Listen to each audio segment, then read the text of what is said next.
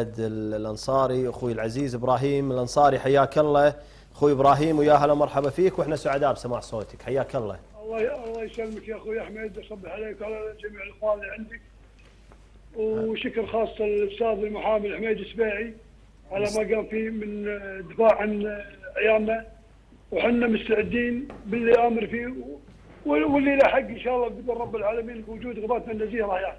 نعم. اولا انا ما قبل لا على فهد ولدي ولا على غير فهد انه يدش في متاهات سني وشيء يحضر بدوي، لان ديوان بفضل رب العالمين ديواننا هذا موجود في البيت يحمل كل فئات الطوائف الكويتيه. بارك الله. وما عندنا بفضل رب العالمين العنصريه هذه والامور هذه كلها. كفو لكن كفو يا ابو فهد انا اللي حاجب خاطري للامانه، تفضل، واللي هذا هو اللي يسمعني المحامي الحميد السبيعي اللي راح اقدمهم له على الواتساب ولا على تويتر ولا على الانستغرام، الناس اللي قلت ادبها مو علي انا، اللي قلت ادبها بكلام بديء ما ينقال، مو بس عن فهد، حتى عن عرض فهد تكلموا. لا محشومين يا ابو فهد، والله محشومين. فكلام لو والله يا اخوي احمد لو تسمع الكلام شيء بالراحه. والله عيب عليهم، واللي يتكلم في اعراض الناس وفي الناس وفي هذه التصنيفات هذا انسان مو متربي، وهذا انسان قليل الادب يا ابو فهد، وانتم ان شاء الله عائله معروفه ومحشومين عن كل هذه الامور ان شاء الله. اي والله يا ابو فهد. وثق تماما يعني فهد يبقى ايضا ولدنا، وايضا ولد حتى مجلس اداره النادي العربي والاخوان في النادي العربي، فثق تماما. هي اخوي ابراهيم مباراه لها ظروفها. تحدي صحيح، يعني تحدي منافسه شريفه.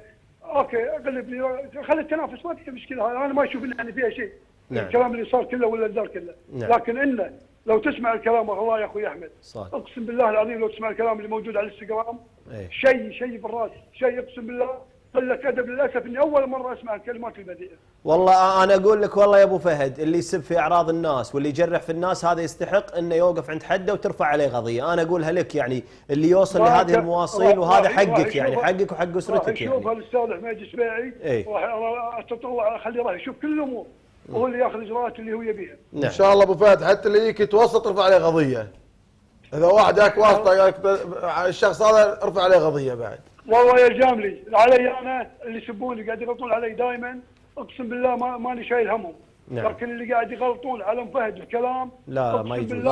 محشومه يا محشومه، وهذه اختنا انا يعني. ترى انا تربطني علاقه فيهم، هذول من عيال خيطان، والان عندهم اكبر ديوانيه بالزهره للامانه. ناس مؤدبين، ناس خلوقين على خلق، خصوصا الاستاذ ابراهيم وابو فهد ما شاء الله عليك. عليك زاد يا اخوي مؤيد، انت من الناس العزيزين. الله يبارك فيك، وان شاء الله ما تطلع منكم العيبه، واللي يتعرض الى عرضكم او يغلط عليكم راح ترجع عليه يا ابو فهد. وفي وسائل، وفي قانون، وفي المحامي كاهو موجود عندنا، واحنا ما نرضى بالغلط. هذه رياضه مهما كان فيها تنافس شريف، لكن ما توصل او تخرج عن اطار قله الادب. نعم. في كلمه اخيره ابو فهد، في كلمه اخيره. كلمه اخيره، انا قبلها اول ما صارت المشكله تكلمت على تويتر وانا صادق عند كلمتي يوم قلت عن فهد وحمد امان وسعود المجمد، اقسم بالله بالمحامين اللي يبونها حقهم ياخذونه. حتى رده الفعل اتهامهم انهم طائفيين او كلمه ما قالوها قولوها وكلمه مو قايلينها، والله ما راح اسكت عن حقهم. نعم. ودافع عنهم كلهم، ما دافع عن دافع عنهم كلهم، وكلهم عيالي. نعم. بارك الله فيك يا ابراهيم الانصاري، مشكور. واشكر الجماعه اللي عندك كلهم. الله يسلمك. وعسى يطول باعمالكم ما قصرتوا. الله يسلمك. مشكور يا ابو فهد، مشكور اخوي ابراهيم الانصاري والد اللاعب فهد الانصاري.